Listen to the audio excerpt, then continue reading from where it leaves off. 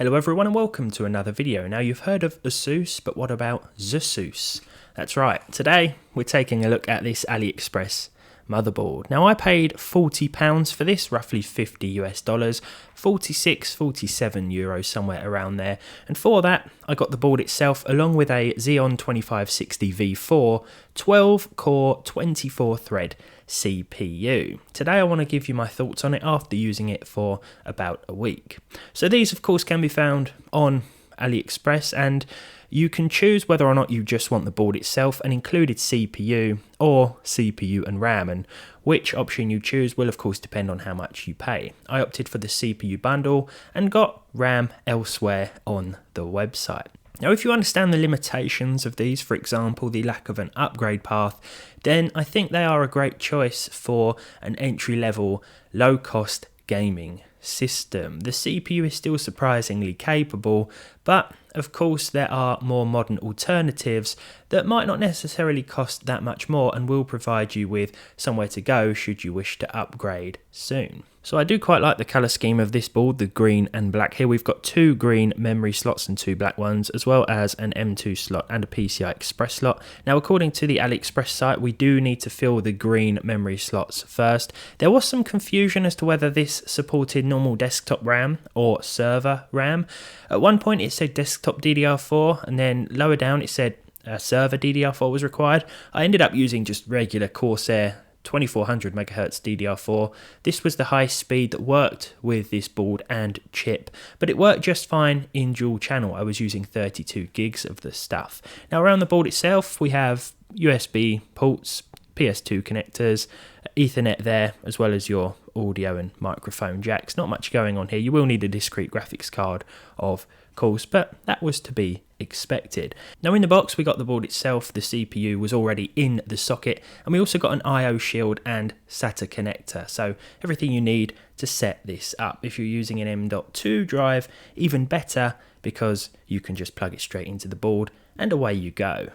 We also got a really nice clear instruction sheet in the box itself which told us how to install the memory, and there was also some pin header diagrams which makes this pretty easy for beginners. So if you're building your first system and you've taken to AliExpress to find a couple of low cost deals, then this could be very handy, especially if you're not quite sure what you're doing. What with that and all the help you can find online, building your first PC should be relatively straightforward, and it should be an enjoyable process as well. Now chances are, if you're opting for a low cost bundle like this one, then you're also going to want a lower cost graphics card. I ended up pairing my 2650 V4 with a GTX 980 for the week. Now this is probably one of the oldest graphics cards I'd recommend in 2024. It is still supported at the time of this video with NVIDIA driver updates, and it is still somewhat capable, especially at 1080p resolution. So let's talk about my gaming experiences. Did this chip hold us back at all? Well, as I said, I was playing at 1080p, and I found that within this board, the 2650 V4 did reach its all-core turbo frequency of 2.5 GHz as well. Let's get into some gaming results then, and we'll see how a lower cost combo like this handles itself these days. So first of all we have Apex Legends. Now I did leave the default 144 FPS cap in place. We didn't actually hit that all of the time with this system and the lowest settings. Textures were actually set to high because the 980 allows us to do just that. The average actually came in a little lower than 144, but overall I think the gameplay was fairly consistent and more than playable. Considering the price of this bundle, about £40 after tax here in the UK, I think we're getting a pretty decent experience.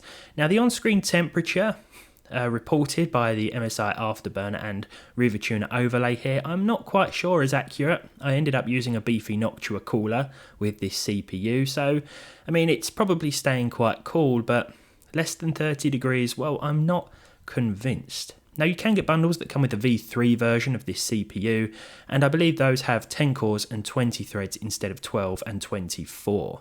Now I think where an older CPU like this is best suited is of course to these online multiplayer titles that run quite well, especially with lower settings. CS2 is the next example here, which ran with well over 100 frames per second on average, and the experience overall was very enjoyable. This is a more CPU intensive game as well, and it's nice to see it running on this cheap setup. When it comes to those newer and more intensive AAA games, you might find the CPU struggling a bit, especially in titles where there are a lot of on-screen NPCs. So any games with crowd density settings, well, I'd recommend turning that option down quite a bit, possibly to its minimum where applicable. Now, speaking of NPCs and crowd density, Cyberpunk 2077 is a good example of where we may need to make a few sacrifices. Even so, and with FSR 2.1 quality enabled, the game still looks pretty good. And I was quite surprised to see that we were hitting at least 60 FPS a lot of the time with this configuration. So yeah, overall, the average was pretty good with a few dips and drops here and there. But I think this was more than playable, and I wasn't expecting the 980, let alone the old Xeon, to do this well in this game. Thank goodness for FSR here. Now, I recently reinstalled the Outer Worlds Spacer's Choice Edition. I've been meaning to play through this game again. I don't think I ever finished it the first time, and that's a shame because it really is an enjoyable title. And here, with the Xeon and 980, it's running really well. As we make our way towards settlements and busier towns, as I mentioned before, we will start to see the frame rate dip a little bit. And of course, those 0.1% and 1% figures reflect that on screen.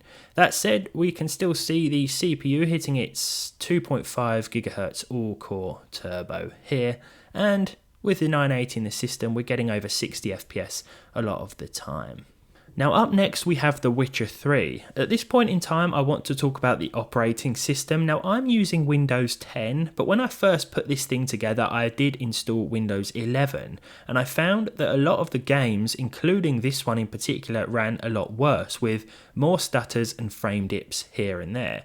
I can't remember off the top of my head whether or not this is on the Windows 11 supported CPU list, but it's definitely better suited to Windows 10 in my gameplay experience. As you can see here, where the frame rate starts to dip and drop a little bit towards the centre of town, this was a lot worse when I was using Windows 11, so sticking with 10 and things were a lot better. We do still get a few dips and drops, but overall the experience is fairly consistent for the most part.